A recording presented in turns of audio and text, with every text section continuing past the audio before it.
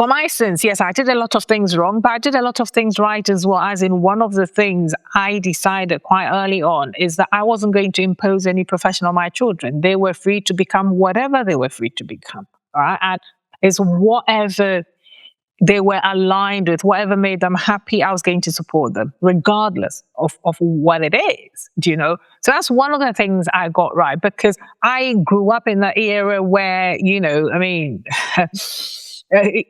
in my culture, it was like, it doesn't matter what you're good at. It's like, what brings money home, right? If it doesn't bring money home, no point in even pursuing it, do you know? And so if you're there chasing something you're not aligned to because it brings money home and all that, you can lose yourself in that. So for me, it's that loss of identity, coming back home to yourself. What lights you up? Doing what lights you up, what is aligned to you. And then you're not busy filling in roles and expectations that are not adding anything to you that you resent, you know, at the best of time. And you wake up one day, you look at all your achievements and you think, for what? What was all that for? Well, welcome everybody back to the Sean Trey Show. I have a really awesome guest with me today. Would you like to tell people who you are and a little bit about what you do? Yes. My name is Gifty Enright. I am a speaker and a coach, and I specialize in leadership, women in leadership in the workplace, and well-being.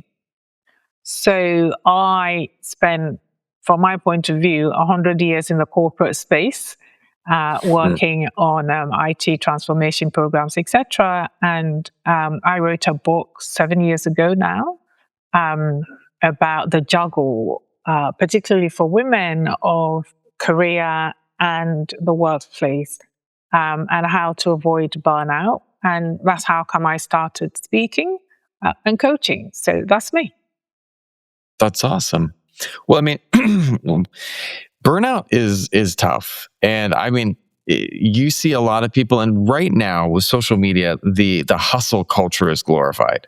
You know, you hear people talking about, you want to succeed, you got to do this and this, but you've lived both high performance and burnout. What did you have to unlearn about success to kind of be there? Well, so society kind of conditions us to think that success is constant output.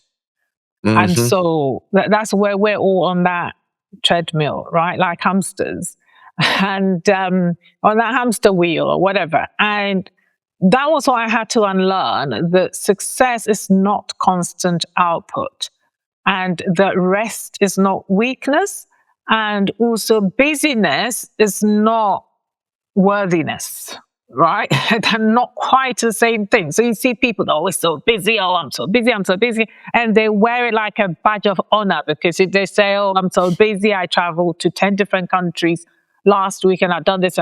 And in my day at the start, it was like pulling all-nighters and all that. So if you were the one there pulling the all-nighters, it meant, you know, you're really the one.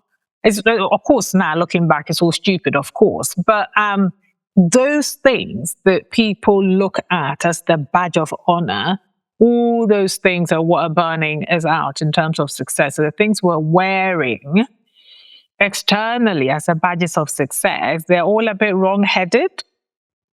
And so that is what is leading us to burnout. So I had to unlearn about that constant output.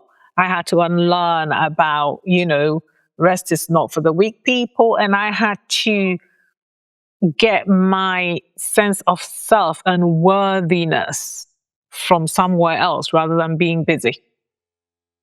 I was it's not a Boy Scout, but something like a Boy Scout. It was my church group had this group called the Pathfinders, and we would go out and do these activities, and we would wear these badges. And I got very good at getting badges. And the funny thing is that I didn't know what I was doing after I got the badge. It was just this thing that you go out and learn this stuff. And it was fun, but it didn't necessarily make me a more successful child. It just was something that was, you know, you're going and chasing this stuff, but you then get the badge. Mm-hmm. And does it make you happier? Not always, but yet we're so conditioned to chase the badges. And now as people get older, they swap out the badges for, I see it like on LinkedIn. All of these people now who have these certificates. I did this certificate on this thing. I've done this certificate on this thing. And I mean, you know what? If that's what brings you joy, the whole Marie Kondo, does it bring you joy? Yeah, if it brings you joy, great, But if it doesn't bring you joy, don't think that that's always going to be the thing that moves the needle for you, So I think that it's really interesting the way you talk about those badges, because I had to really quickly realize that sometimes my achievements were running counter to what was actually best for me, and that. And I wanted to ask you that, because when I was looking over some of what you've written, it was like, when did you first realize that achievement and well-being were not the same thing? Right. And sometimes they're actually incompatible. So, because everybody's different. And when I realized, it was my body actually that told me that, this is not right. And so I realized that they're not the same thing when I had ticked all the boxes I needed to tick externally, and I was at my most miserable. And you think, because you're told to, the big job, the big house, the car, the kids, the 2.4 dogs, whatever, right? And I had all those things. And sometimes I'll wake up in the morning and I didn't want to start my day. I just didn't. And I was miserable. And I had a list of 14 symptoms I was carrying of things that were wrong with my body. And so my body actually knew it way before my ego. So my ego is still ticking those boxes and doing all the things you have to do externally. And my body is like, nah, something is wrong. You need to stop. You need to listen. You need to align. And so, when I one day looked at all these achievements and people holding me out as some poster girl for one thing or another, and really realizing how miserable I was, I thought, no, I can't keep doing this. I really can't keep doing this. Something is got to give.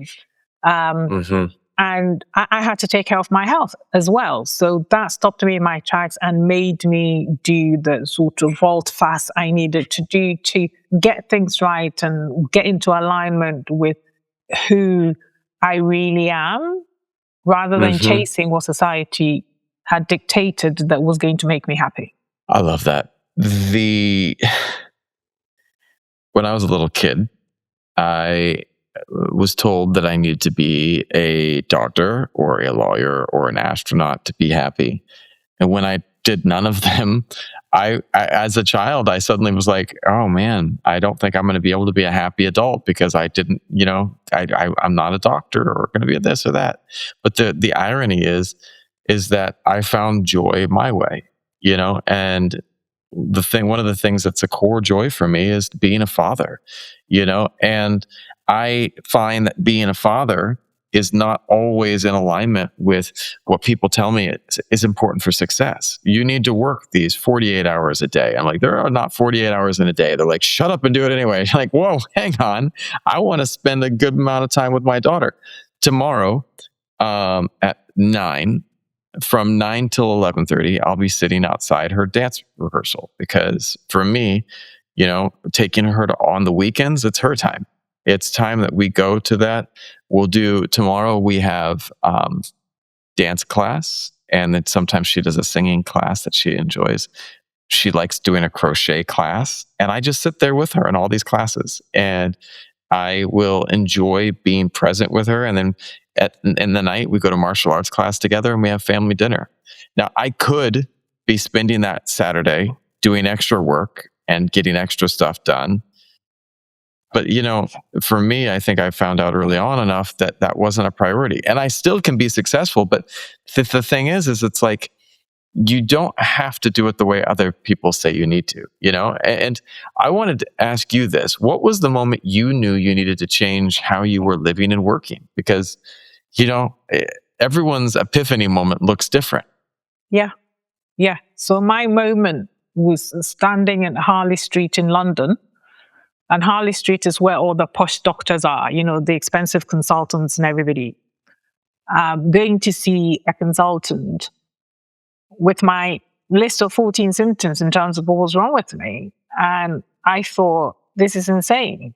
This is absolutely insane. I have worked, I've built all that, and what now? I'm going to use all that money just to, look after my ailments. What's the point in that? Why make yourself sick? And then why make yourself sick making money and then have to use that money to, heal yourself? This is just crazy. Why? So don't make yourself sick in the first place. And this is going back to something you said, about your daughter and the crocheting and all that, which is lovely. When my kids were young, for me, it was completely wrong-headed. I was so entrenched and busy building my career and constantly stressed out. And I had the kids because that's what you did. It's not like I don't love them or anything. I love them to bits, but, it was yet another box I was ticking. I wanted to be a mother because, yes, I had to be that accomplished woman. And it was part of my accomplishment. And, to have the kids and the husband and the whole shebang, they were part of the kit. And so, and at the same time, have this very demanding job of doing everything and whatever. And I will tell you now, honestly, was I a present mother? No, I wasn't present. I was physically there, but I'll be on my laptop or my phone. Do you know what I mean? So I wasn't present. And to this day, I always say there's a post I need to write, an apology to my sons, for the mother I was then, because my values were not straight, they were back to front. And now that is why I'm so passionate about telling young mothers, don't do what I did because you will end up with an empty life. And like now, and it's always harder to retrofit and go back and whatever. When the time that they came to you with that worm for you to look at that worm that they dug out from the garden, that was what was building their self-esteem. You looking them in the eye and say, oh yeah, wonderful worm, well done for, digging out that worm. That very important job of building their self-esteem, they will come and bring the worm and I'll be like, yeah, worm, okay, go play. And I'll be answering that email to my boss, And now I'm a different mother now, thank God. And also, thankfully, I get the chance to do a do-over and do it again. So I'm a completely different mother now, but it's just for us, we need to be clear on what our values are. Some people have that gift where they know what is important right off the bat, and so they prioritize. I wasn't one of those people. I wasn't one of, for me, what was important was, get that big job, get that house, get that car, get everything. And then, after that, you'll be happy and life will be fine. And then I got all those things. I wasn't happy. Life was miserable. And I had to go back and retrofit. Your book, Octopus on a Treadmill, resonates with so many people. What do you think individuals are really struggling with underneath that feeling?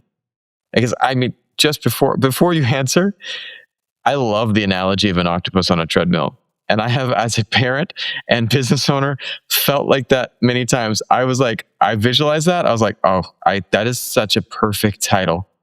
Perfect title. And what people are struggling with, what is underneath all that is identity. Basically, that is it in one word. Who you are. Right. And people think there's something they're not. And this is where you have to be clear on your identity, and your identity also drives your values and what you would throw your life energies at. And so now we have too many expectations on us, too many roles to fill, and we're busy doing all those things and not actually living in alignment with ourselves. So that loss of identity is what is driving all this feeling of whatever it is we're feeling. And if you're lucky enough to go back and find yourself, whatever that is for you, and align that with what lines you up, rather than somebody expecting you to be an astronaut, right? So, because, and for my sins, yes, I did a lot of things wrong, but I did a lot of things right as well. As in, one of the things I decided quite early on is that I wasn't going to impose any profession on my children. They were free to become whatever they were free to become, right? And it's whatever they were aligned with, whatever made them happy, I was going to support them, regardless of what it is, do you know? So that's one of the things I got right, because I grew up in that era where, you know, I mean, in my culture, it was like, it doesn't matter what you're good at, it's like, what brings money home, right? If it doesn't bring money home, no point in even pursuing it, do you know? And so if you're there chasing something you're not aligned to because it brings money home and all that, you can lose yourself in that. So for me, it's that loss of identity. Coming back home to yourself, what lights you up, doing what lights you up, what is aligned to you. And then you're not busy filling in roles and expectations that are not adding anything to you that you resent. You know, at the best of time, and you wake up one day, you look at all your achievements, and you think, for what? What was all that for? It's so interesting because I speak to so many financial advisors. I have a financial podcast, Growing Money with Sean Trace, and it's really interesting because whenever they talk about their clients, when people get to the end of their life, they're not upset that they didn't put an extra $10 or 10, pounds into their 401k or their retirement plan. They're upset about the experiences that they missed. Like they regret those things that they didn't, the vacation they didn't take, the language they didn't learn, and so I think it's interesting because we have such a monetary idea or a status, going back to those badges, that those are going to be the things that we look back. I'm glad that I had 27 badges on my belt, well, maybe it is, but most likely it's going to be the other things that are, and maybe the badge is important to you if that's your thing. So I don't want to judge the badges. I'm just saying it's so unique and you have to figure that out. But I wanted to ask this because it's easy to talk about it in a big picture way, but like, what small daily practice has made the biggest difference in your well-being? Yeah. And I will answer the small daily practice. I want to go back to the badge because the badge is actually a symbol. The badge represents something, and we forget that, and we're going after the symbol and forget why. Do you know why we're going after the badge? Because at the end of the day, everybody's looking for fulfillment and all that. And in some cases, getting the badge is giving you that fulfillment if whatever it is you have to do for the badge is aligned with who you are in terms of what you want. Do you know? Yes. And so if you're going after the wrong badge, so the badge is not the problem. And so when we talk about things simply chasing and the money, we forget that, we're working to make the money to allow us to live the life we want. So the money in itself is not the end product. That is to allow us to live the lives that we want. And so if you have to sacrifice that life to make the money, what's the point? Yeah. Right. Do what is the point? Because you want that life. You want to be able to buy food for your children, right? And so if in making the money to buy the food for your children, the effort it takes alienates you from your children, you've missed the point. You've just, you have the money, but no children to, they're gone and you don't have that relationship anymore. So now coming to answer the question that you asked about, small, the small things every day for me, when I wake up, the moment you become conscious, the thought stream starts, and normally will start with the things that threaten you the most. That's the first thing that's popping into your mind, Right. And then the other things, come streaming in, and the good stuff kind of gets left behind because, you don't have to pay attention to that. There's no threat to that. It's the threats that come to the mind. And so before all those things that are threatening to your nervous system come and literally squat in front of mind and you start flailing and panicking. For me, in the morning, I have to align myself and bring myself back, check in with my identity, who I am or who I want to be. And then for me, that's meditation. People have different practices. And I am not allowed to come out of my bedroom in the morning unless I've meditated, full stop. I am literally not allowed to come out of my bedroom. And my children know this, and nobody's allowed to come in there unless they're on fire. It's just, unless you're on fire, the house is on fire, you cannot come and disturb mommy first thing in the morning. So she comes out when she's all set, and that means I've prepared myself mentally, right? So I see to that, if you like, I see to my mindset before I let my inbox get in. So when people start, they pick up the phone and start scrolling, none of that. None of that. Yeah. If you send me a text, whatever it is, or whatever, I'm just not seeing it. It's not happening. Obviously, important things that the key people will be able to break through that, because the phone will ring, because for the key people, and those key people are not that many. And most of the time, they're in the same house with me anyway. And they know the rules, right? And so I've even got my technology protecting that time of day. So, I don't have bosses anymore, but bosses' emails and stuff, I won't see it before I'm ready to see it. And then I can deal with the world. But before I deal with the world, I have to prepare myself, get myself into the right state, remind myself of who I am, who my values are, what I want to live in service of. And then I can allow all my threats to come at me. I've had to start implementing something similar. I deal with a lot of anxiety. It's just something that's low grade, and I've gotten in pretty good control of it by understanding what it is and developing a relationship with it and talking to it. And one of the things that I find is that is so important is to set those healthy boundaries. Sure. There is a time when work turns off, and there's a time when work turns on. And outside of that off and on time, it doesn't come into my life. It is outside. There is nothing that is so important that it needs to intrude upon my peace. And that is the reality. And, when I grew up, my father was extremely religious, and he, on his holy day, would just shut down. Everything was off.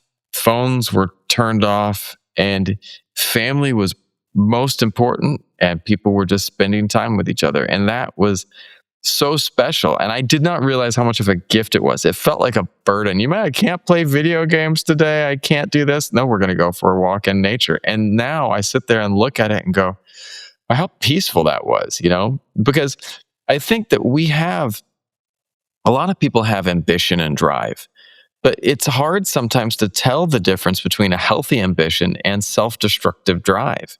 How do you think people can best see the difference and steer towards one and avoid the other? Yeah, so one feels spacious, one feels expansive, and one feels urgent and go and depleting. So, you're either talking about how does it make you feel, expansive or depleting? Because if it is depleting, if you're putting in is depleting, there is a lack of alignment there. And I'm sure you've had moments where you're working on something that you're very passionate about, you looked up and it's like 2 hours have gone and you didn't even know because you're that absorbed in it.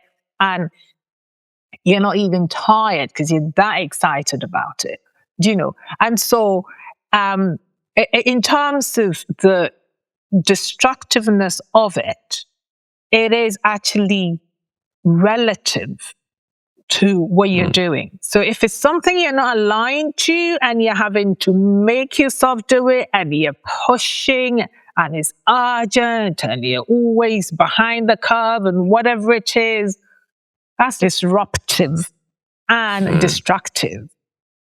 If it's something that no matter how difficult it is, you're there and you think, this is what I was born on this earth for. I'm going to die in a ditch over this. I am going to keep going. I love it. It lights me up. And you have healthy boundaries in place, because even if something lights you up, even if you're passionate about something, you can't be working at it 24/7 all the time. You have to sleep sometime.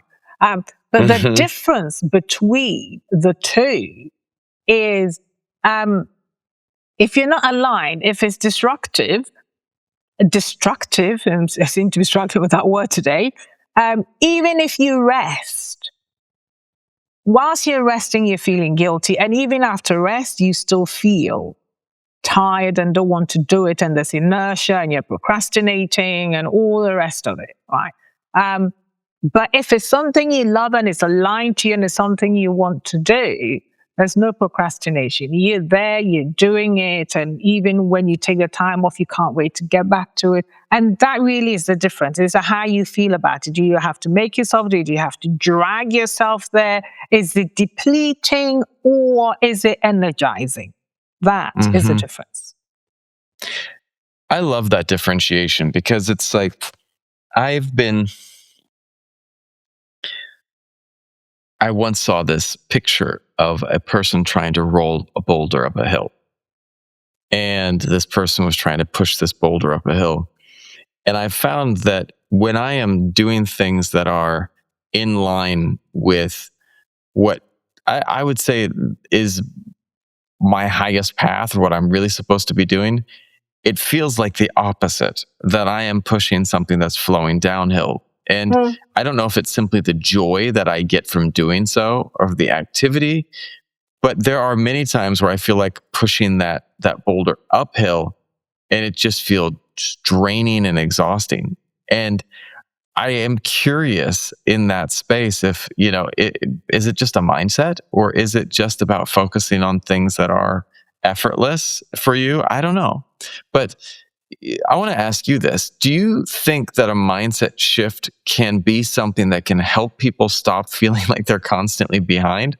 Or is there something else that people need to be doing? Well, so mindset can only do so much, right? So if you're doing something you're not aligned to and you hate, you can mindset until the cows come home.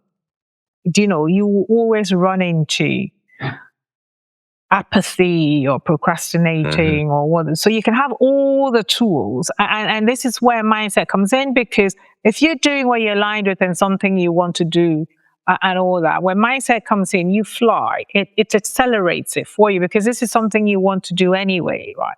And if something you don't want to do, yes, you go get the right mindset and you will just about make it. There's no flying, because you have the tools to just about make it. And think about it this way. So whatever it is, will you get out of your sick bed for that? Or when you think about it, you just want to take to your sick bed? And that's the difference. So, if you will, if I have to coach somebody, I will get out of my sick bed to coach somebody. Give me like a keynote, give me the topic, whatever it is. I just get so jazzed up about it in terms of the topic I'm talking about. Because for me, I personally believe, like, when it comes to women and stuff, I was put on this earth to help them understanding their power, and I will die in a ditch over it, right? It lights me up, it fuels me up. And so the mindset stuff becomes almost like the logistical part of getting me in the right place to amplify something that's already there. But if it's not something that is already there, I mean, what don't I care about? Say, I don't know, football. I don't care about football. And if you ask me to go speak about football, I don't care about football. So you can mindset to me all you want. I'll keep kicking the can down the road, and oh my God, I have to put that presentation material together. Oh God. Do you know what I mean? And so I'm not saying mindset is not useful. It is, but if it's not applied to the right thing, it will just about get you over the line. If it's applied to the right thing, it's an accelerator and it will help you fly. I love that. Well, one of the things too is like, tomorrow I will wake up early to do a podcast, meet with a client, and then, but you know what I'm doing the afternoon? Afternoon is nap time. I am going to take a nice long nap, because for me, I live in a very warm tropical country where nap time is a thing. And in the afternoons, people will just like, it is too hot. You don't go anywhere between 12 and 2 p.m. in the sun in Southeast Asia. You just don't. It is, people wait for the night, the sun goes down, people come out and go and eat. So, napping is important for me. But I also will make sure that once a month or twice a month, my wife and I will go to the spa together and have lovely massage. It's just something that we do to bond. And it helps me reset. But, how do you personally reset when life feels too full or overwhelming?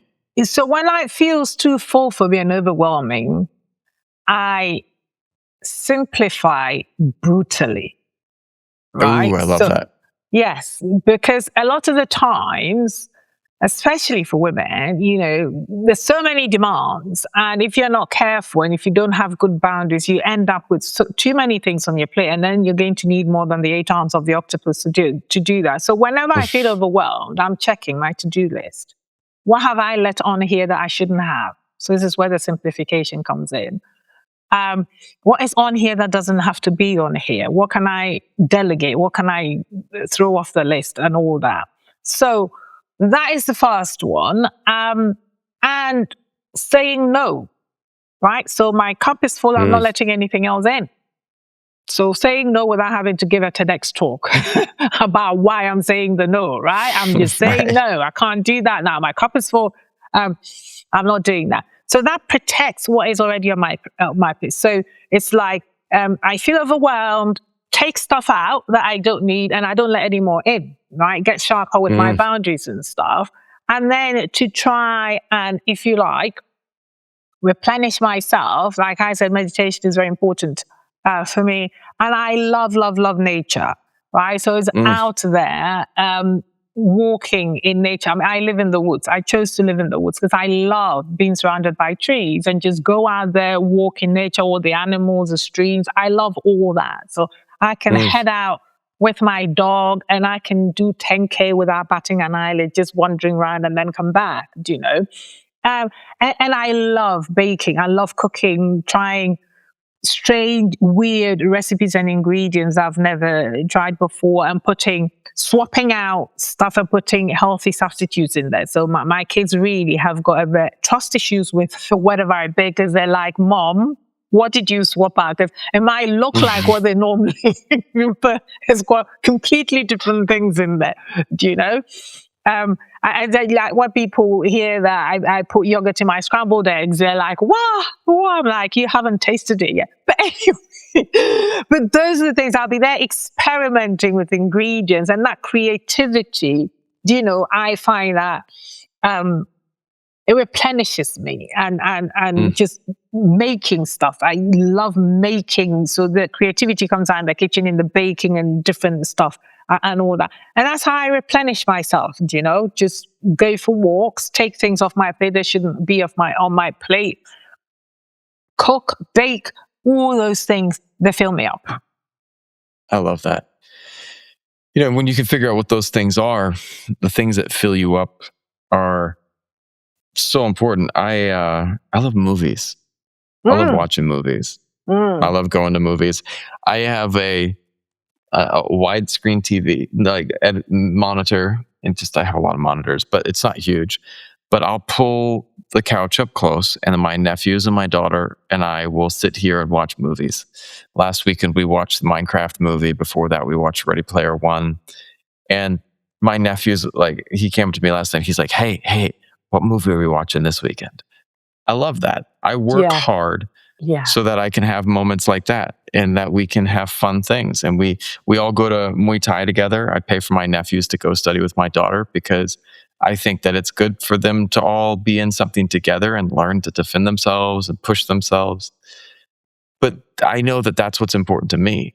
And, I think that you have to identify that, because you can get all the advice in the world. You can try all these things in the world. But if you haven't figured out your why, it's going to be a tough going. I want to ask you this. What advice would you give to someone who feels successful on paper, but like exhausted inside? If you're exhausted, let's talk about success. What is success? Because if you're feeling successful in the right way, right? And I think when people talk about success, they mean somebody's got money, is had a business that's doing very well and all the rest of it. That's only one aspect of success, right? And so if you're truly successful, it's more about balance. So you have the money, you have the family, you have the close friends and relationships, you know your why. And for me, measure of success is when you are 85, should you live that long and you're in a nursing home or wherever it is you are, and people are beating a path to your door to still visit you, that is success. Because when you're there, the titles don't count. The fact that you're a CEO of Fortune, whatever number, doesn't matter. When you're sat there dribbling and in a wheelchair and probably, not remembering who you are, if nobody is beating a path to your door at that time, where's all that success? So it's how are you going to live your life now so that when you're 85, you're still relevant and people still want to come and see you, still want to come and talk to you, right? To me, that is success. So now that we've been clear on success, that's good. Because, you can be what people call successful and be devastatingly lonely. Yeah. And so if you are successful and you're exhausted, right, it means that you are living an unbalanced life. And you need to bring the balance back into your life, right? You've gone hard on one aspect of success and you've forgotten about the other side. So what happens is some things, you have your drainers and you have the elevators type thing. And some things will bring you up and replenish you and all that. And some things will drain you. And you always need to make sure that there's that balance, to make you feel taken care of and replenished. So if you are successful, and I put that in quote as it quotes, as it were, and you are exhausted, for me, that is an oxymoron because that is not success, right? If you're truly successful, you should not be exhausted. You should have built enough of those replenishments into your life, the stuff that makes you feel fulfilled, all that balance. And so I would go back to, if you think you're successful and exhausted, it's like, what am I missing? What am I doing? What I'm doing, am I aligned to it? Is it fulfilling me? Is it filling my cup? And have I got other activities? So let's say somebody has to do a job they hate because that's the only job they can do now and they have to pay the bills. I get that, right? And so whilst you have to do that, what else are you doing for your soul? Do you know? What else are you doing whilst for now you're having to do something you hate, just to pay the bills for now? And it should be just for now because it should be a short-term thing just to pay the bills and something you navigate out of as soon as things get better. But in the meantime, whilst your soul is dying, while you're doing something you hate, what are you doing for your soul? And most people, I will say, probably 90% of the population they don't love their jobs. They do it because they've got huge mortgages and stuff they have to pay. I get it, right? I'm pragmatic like that. But don't forget, you have to do something for your soul as well. Yeah. And so it's what that is and building that into your life. Because if you do that, then you will not be exhausted. I love that. Yeah. If you're feeling exhausted, there's probably something going wrong. And, it's like I used to do yoga every day. And I would do yoga at least 5 days a week for about 45 minutes. And then suddenly, I don't know when or where, but I stopped. And I have just been feeling achy, like even sitting right now. I don't know if you notice I'm moving around. My hip is so sore right now. My back is sore. I started back into yoga and it was just so painful. But I was like, afterwards, though, I feel good. And like things are starting to move again. And I was like, the fact that I'm experiencing pain and achy and sore means that I probably have some stagnation that I need to take care of. And there's probably a good reason for me to do yoga above and beyond anything else, is that, if you got that thing going on, figure out how to make a change. It's like the wellness is not there right now. So how can we find that?